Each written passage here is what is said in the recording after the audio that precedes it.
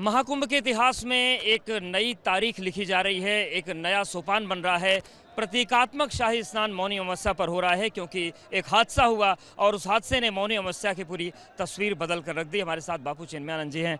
महाराज जी, ये बताएं कि मौनी अमावस्या का स्नान सबसे बड़ा स्नान होता था, लेकिन प्रतीकात्मक स्नान हो रहा है। जो कुछ भी हुआ है रात से लेकर अब तक, उसे किस तरीके से देख रहे हैं आप? नहीं, जो भी कुछ हुआ वो बड़ा दुर्भाग्यपूर्ण रहा, लेकिन सरकार की भी इसमें गलती में मैं नहीं मानूंगा, क्योंकि लोगों की श्रद्धा इतनी अपार हो गई, श्रद्धालु इतने ज़्यादा आ गए, अपेक्षा से बहुत ज़्यादा। तो इसमें प्रशासन को थोड़ी परेशानी हुई और थोड़ी बहुत जो परेशानियां सुबह के सत्र में हुई, लेकिन इस वक्त जैसा शाही स्नान की परिकल्पना महात्मा लोग करते हैं ऐसा हो रहा है। हमारे सारे वैष्णव अखाड़े बहुत आनंदपूर्वक और बड़े शांतिपूर्वक स्नान करके अब लौट रहे हैं। आपको लगता है कि अब ये जो व्यवस्था आज गड़बड़ हुई थी, इसमें ज़रूरी है कि जो अखाड़े हैं और जो प्रशासन है, दोनों मिलकर स्नान की व्यवस्था बनाएं, स्नान के दिन की व्यवस्था बनाएं, तब ऐसी घटनाएं नहीं होंगी?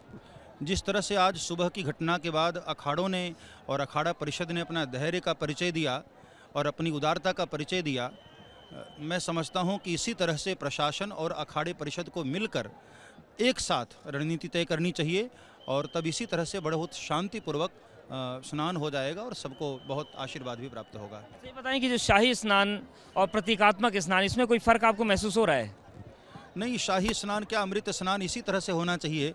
अभी मैं देख रहा हूं कि जैसे हमने पूर्व में भी स्नान किया 14 तारीख को, उसमें बहुत ज़्यादा भीड़ इधर उधर अनकंट्रोल हो रही थी, लेकिन इस वक्त मैंने जो देखा संगम क्षेत्र में बहुत शांतिपूर्वक ढंग से स्नान हो गया।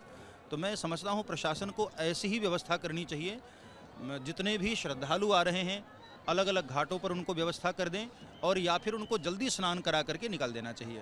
महाकुंभ का इतिहास रहा है कि स्नान के लिए भी कई बार रक्त रंजित स्थितियां बनी, लेकिन ये एक ऐसा महाकुंभ है जहां पर अखाड़ों ने खुद कह दिया कि हम नहाएंगे नहीं, पहले व्यवस्था समझ जाए। आपको लगता है कि महाकुंभ एक नए चरण में पहुंच गया है? संतों के जो विचार हैं समाज को संदेश देने के लिए महाकुंभ की धरती से वो नए चरण में प्रवेश कर गए?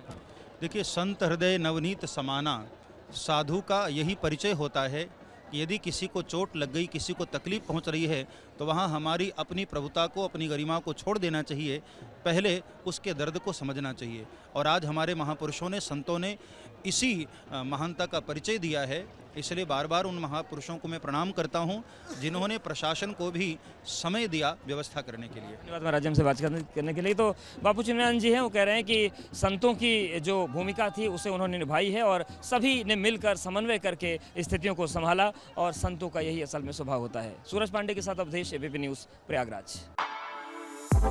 For exclusive and insightful videos, subscribe to our new channel ABP Live Premium.